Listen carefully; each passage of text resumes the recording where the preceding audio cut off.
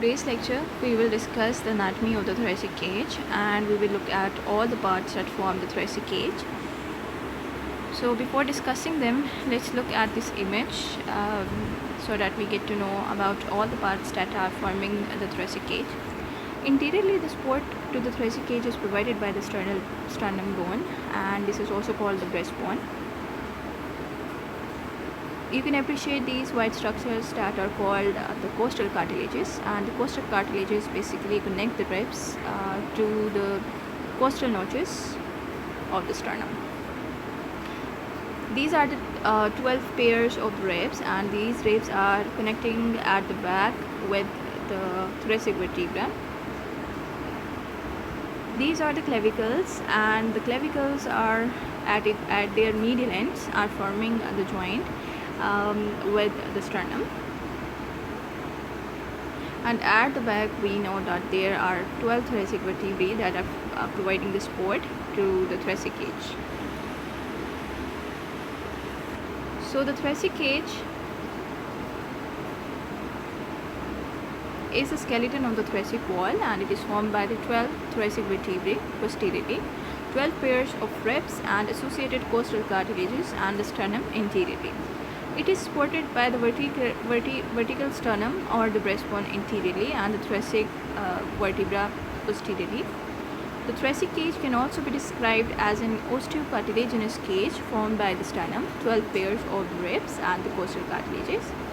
And between the 12 thoracic vertebrae, we know that between them lies the intervertebral disc. The thoracic cage, like skeletal tissue in most parts of the body, serves to support the thorax, and it has various other functions. So the thoracic cage protects your vital, thoracic and abdominal internal organs from any trauma and external forces, resisting the negative internal pressures generated by the elastic recoil of the lungs and respiration-induced movements, providing attachment for and supporting the weight of the upper limbs, providing the anchoring attachment of many of the muscles that move and maintain the position of the upper limbs relative to the trunk. So these are the functions of your thoracic cage. Now we will discuss all the parts individually, and the first part that we are going to discuss is the sternum. And before discussing it in detail, let's look at its image. As we have already discussed that the sternum is also called the breastbone, and it provides the interior support to the thoracic cage, and there are basically three parts of the sternum. This part, which is trapezoidal in shape, this part is called the manubrium of the sternum. This part, which is elongated, it is called the body of the sternum, and this sharp process at the end is called the xiphoid process. Now we will discuss about this part, which is manubrium of sternum, and we will discuss the features, the bony features of this part. The one thing is that this is the thickest part, and this is the widest part as well as compared to the other two parts of the sternum. You can appreciate this concave part of the manubrium, and this is called the suprasternal notch or the jugular notch, and you can palpate it in front of your skin. These two concavities are for the medial end or the sternal part of the clavicle, the sternal end of the clavicle, and these form the joint with the clavicle, and the joint that is formed between the sternum and the clavicle is called the sternoclavicular joint. You can also appreciate the costal notches at the side for the first rib. Here the first rib will attach to its costal cartilage with the sternum. The second part is the body of the sternum, and this is elongated and narrow part. It is forming a joint at its upper part, and this part is forming a joint with the manubrium of the sternum, and we are calling it the manubrosternal joint. And you can appreciate a projection here which is called the sternal angle or the angle of Lewis, and this is a very important landmark. You can also appreciate the costal the costal notches for the second, third, fourth, fifth and sixth costal cartilages. At its lower end, you can appreciate another joint forming between the body and the xiphoid process of the sternum, and we call it the xiphisternal joint.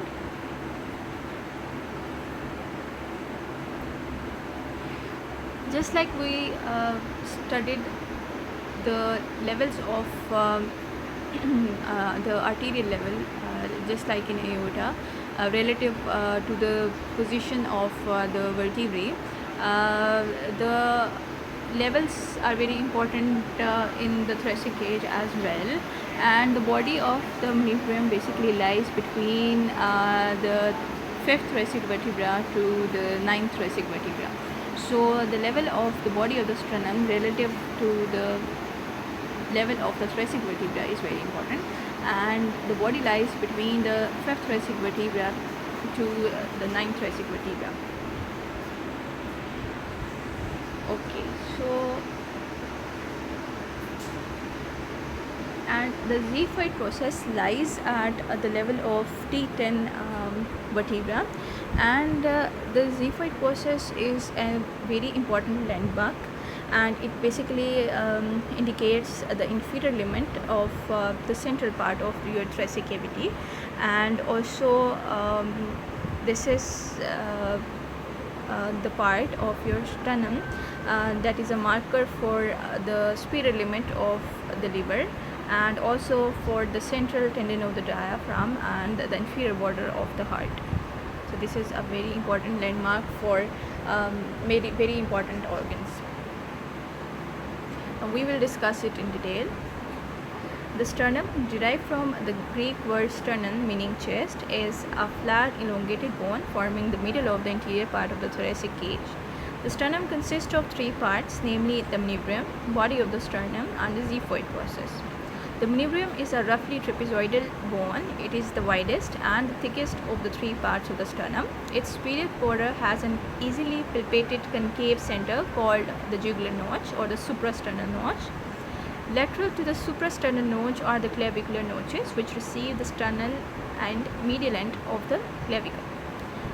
The manubrium also articulates with the costal cartilage of the first rib, the synchondrosis of the first rib, as well as the superior half of the articular surface of the costal cartilage of the second rib. The manubrium and body of the sternum lie in slightly different planes, superiorly and inferiorly to their junction. The manubrosternal joint, hence their junction, forms a projecting sternal angle, which is also called the angle of Lewis. Then comes the body and the xiphoid process. The body of the sternum is longer, narrower and thinner than the manubrium. It is interposed between the manubrium and the xiphoid process. So the manubrium lies at its upper part and the xiphoid lies at its lower part, and it is located at the level of the T5 to T9 vertebra, as I have already told you that the levels are very important. On the lateral borders, the body articulates with the costal cartilages of the second to seventh ribs and forms a xiphisternal joint at its junction with the xiphoid process. So it is forming the manubrosternal joint at its upper part, and at its lower end it is forming the xiphisternal joint, and you can appreciate at this joint a projection which is called the angle of Lewis. The xiphoid process. The xiphoid process is the smallest and most variable part of the sternum. It is thin, elongated and lies at the level of the T10 vertebra. Although often pointed in some individuals, the process may be blunt, bifid, curved or deflected to one side or anteriorly. The xiphoid process is small and cartilaginous in young people but gets ossified in adults older than 40 age 40. So this is the bone that ossifies very late, with sway pains and accompanying the process of ossification. The xiphoid process is an important landmark in the median plane, indicating the inferior limit of the central part of the thoracic cavity, and this inferior limit corresponds to the xiphisternal joint. Additionally, the xiphoid process is a midline marker for the superior limit of the liver, the central tendon of the diaphragm, and the inferior border of the heart. So it is providing us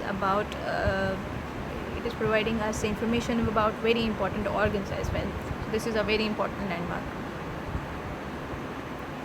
Next is the thoracic vertebra, and we know that there are total 12 thoracic vertebrae, and the transverse processes, and the body contains the articular processes for the tubercle of the ribs.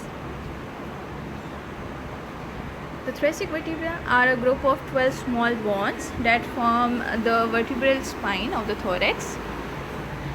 They are intermediate in size between those of the cervical region and the lumbar region, to which they are also interposed and increase in size from above downwards. And we have studied about them in detail in over yesterday's lecture. Also have the costal facets on the transverse processes for articulation with the tubercles of the ribs. They are also characterized with the bilateral costal facets, demifacets, on their body, and long inferiorly slanting spinous processes. So these are the typical features of the thoracic vertebra. Atypical thoracic vertebra have whole costal facets in place of the demifacets. The T1 vertebra, the T10, T11 and T12 are all the atypical, having only single whole costal facets. Now we will talk about the ribs and the costal cartilages. Okay, so these are the ribs, and these are showing the bony features of the ribs. So this is the first rib, and here is the head of the first rib. The narrow part of the rib is called the neck of the first rib, and the first rib is atypical because it has different features as compared to the typical features of the other ribs. So it has a groove which is called the groove for the subclavian vein, and this makes it atypical rib. This is the second rib, and you can also appreciate the head of the second rib here, the tubercle of the second rib, the angle of the second rib. This is the shaft.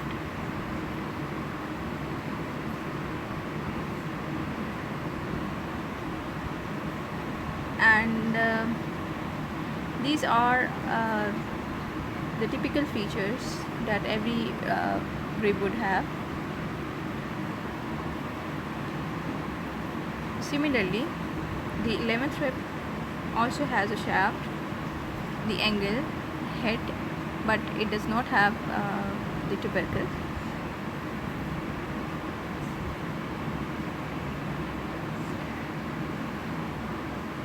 So the ribs derived from the Latin word costae are curved, long bones connecting the sternum and most of the thoracic vertebra, especially the T1 to T10.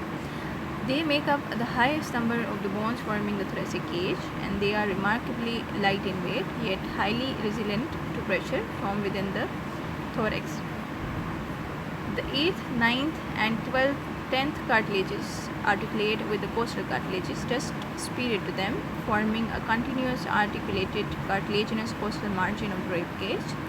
The ribs can be divided into two groups, the typical and the atypical.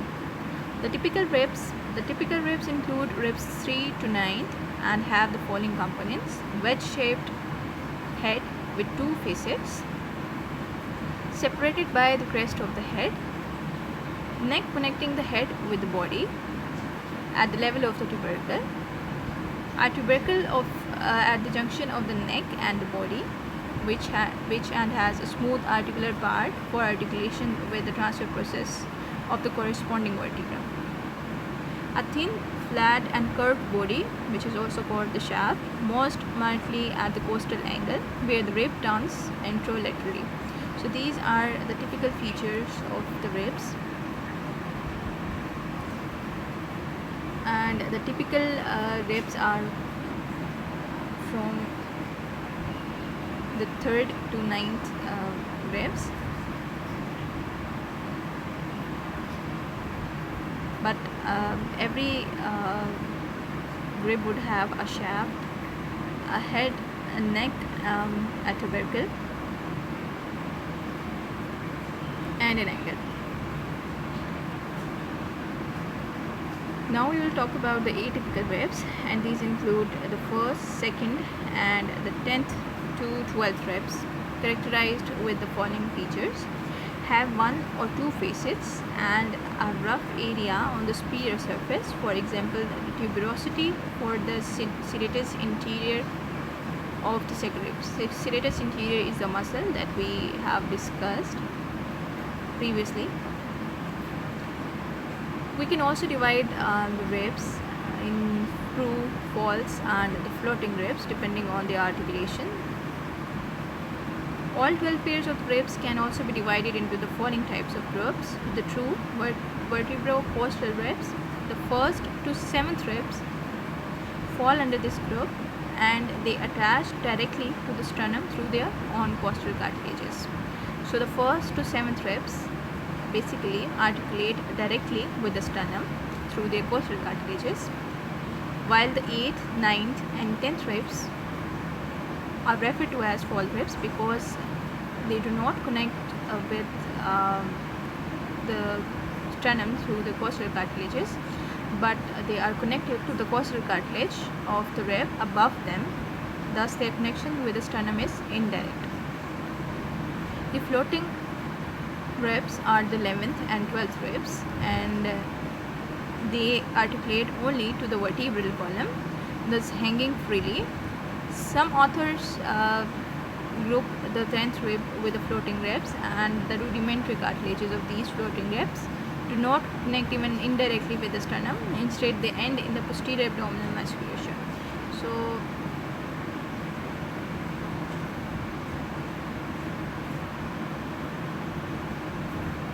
you can see that the 1st 7th ribs are directly attaching with the sternum through their costal cartilages, but the 8th, 9th and 10th ribs do not connect directly with the sternum, बल्कि ये अपनी superiorly lying ribs के costal cartilage के साथ directly attach होती हैं और indirectly attach करती हैं with the sternum. And the 11th and 12th ribs are the floating ribs, and they only connect with the thoracic vertebra.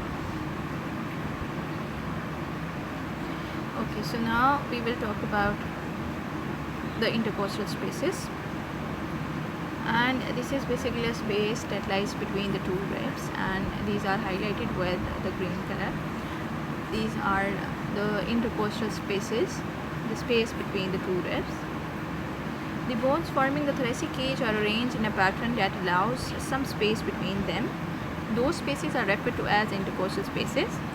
The intercostal spaces separate the ribs and the costal cartilages from one another and allow the smooth expansion of the cage during the inspiration. The spaces are named according to the rib forming the superior border of the space. For example, the 4th intercostal space lies between the 4th rib and the 5th rib. Therefore, there are 11 intercostal spaces in the rib cage. Intercostal spaces are occupied by the intercostal muscles, membranes, 11 intercostal nerves and 2 sets of the intercostal blood vessels. Every intercostal space would have a vein, its separate vein, its separate artery and its separate nerve supply.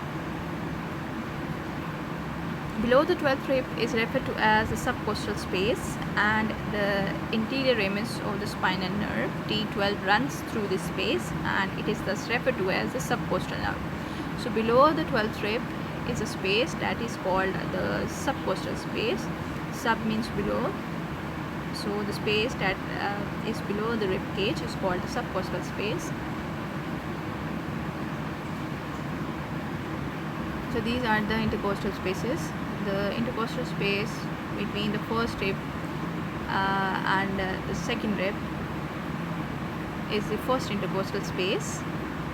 Similarly, the space between the second rib and the third rib is the second intercostal space, and so on. And the space below the 12th rib is called the subcostal space. And the space between these two ribs is called the intercostal space. And every intercostal space would have muscles and its own vein, artery and nerve supply. And last we will talk about the joints.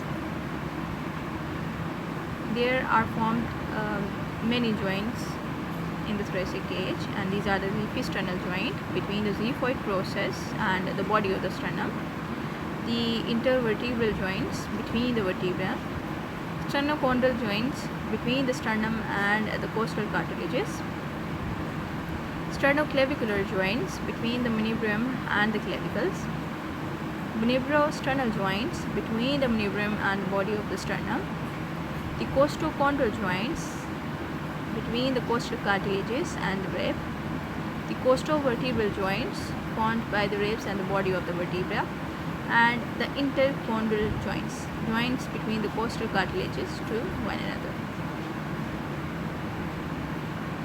So these are the various joints: the sternochondral, the costochondral joint between the rib and the costal cartilage, the sternochondral joint between the sternum and the costal cartilage, the manubrosternal joint between the manubrium and the body of the sternum, the xephisternal joint between the xiphoid process and the body of the sternum, sternoclavicular joint between the sternum and the clavicle, the medial end of the clavicle, and at the back they form the joint with the vertebra, and we call them the costovertebral joints. So these are the sternochondral joint between the sternum and the costal cartilage, the costochondral joint between the rib and the costal cartilage.